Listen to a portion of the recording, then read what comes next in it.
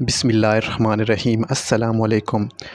کہانی شروع کرنے سے پہلے آپ سے گزارش ہے کہ کہانی کو پورا سنا کریں۔ Thank you. ایک دودھ والا جو کہ ایک جوان لڑکا تھا، وہ کچھ ماہ سے ایک محل میں دودھ دے رہا تھا۔ لڑکا بہت خوبصورت تھا، وہ ہر کسی کو ماں جی کہتا تو کسی کو باجی کہتا۔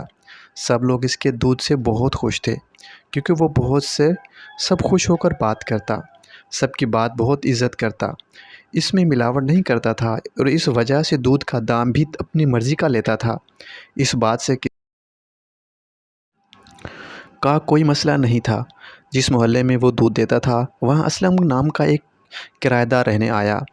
اسلم نے دودھ والا لگوانا تھا تو محلے والوں سے پتہ چلا کہ ایک نوجوان جس کا نام احمد ہے وہ یہاں سب کو دودھ دیتا ہے اور وہ اپنی مرضی کا دام لگاتا ہے، مگر اس کے دودھ میں ایک خاص بات یہ ہے کہ وہ ملاوٹ نہیں کرتا۔ اسلم اور اس کی بیوی اس سے دودھ لینے کے لیے راضی ہو گئے۔ اگلے دن اسلم نے احمد سے 2 کلو دودھ کی بات کی اور دودھ لینا شروع کر دیا۔ روز احمد اسلم کے گھر 2 کلو دودھ دیتا۔ روز صبح 7 بجے احمد دروازے پر بیل دیتا، اسلم یا اس کی بیوی احمد سے دودھ لے لیتے۔ ایسے ہی 5-4 ماہ گزر گئے۔ ایک دن احمد دودھ لینے آیا تو دروازے پر بیل دی اور ایک خوبصورت لڑکی منہ کو چھپا کر دودھ کا برتن لے کر کھڑی تھی۔ احمد کی سانس جیسے رک گئی ہو۔ احمد اس لڑکی کی طرف دیکھ رہا تھا اور برتن میں 2 کلو کی بجائے 3 کلو دودھ ڈال دیتا ہے، پھر اچانک سے خیال آنے پر 1 کلو واپس نکالتا ہے۔ اس کام کے چکر میں اس کو اس لڑکی کا دیکھنے کا زیادہ موقع مل جاتا ہے۔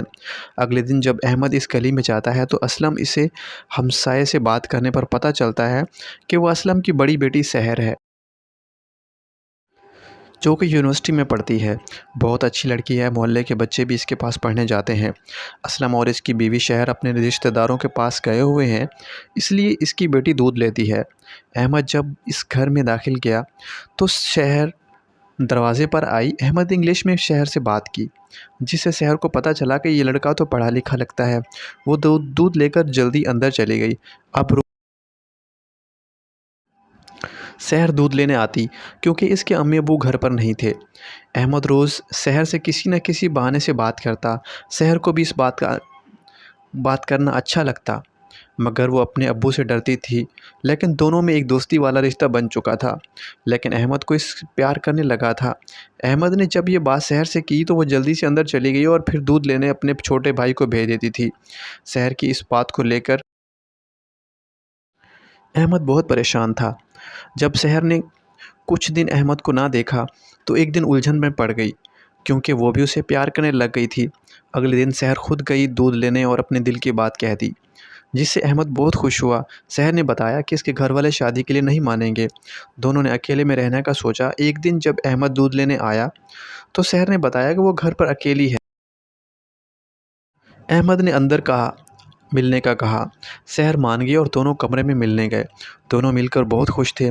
اس دن کے بعد ان کو جب بھی موقع ملتا وہ گھر پر ملتے اور اس چکر میں وہ بہت بڑا گناہ کر بیٹھے۔ سحر نے جب احمد کو بتایا کہ وہ ماں بننے والی ہے تو احمد ڈر گیا اور اس کو اپنے ساتھ بھاگ جانے کا کہا۔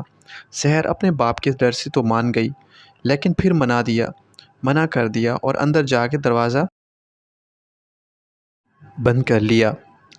اس کے امی ابو جب شہر سے واپس آ گئے، سحر نے ساری بات اپنی ماں سے کی۔ اس کی ماں نے اسلم کو بتایا۔ اسلم نے بہت مارا اور وہ احمد کے خون کا پیاسا ہو گیا۔ اپنی بیٹی کو ایسے روتا دیکھ کر اسلم کی آنکھوں میں آنسو آ گئے۔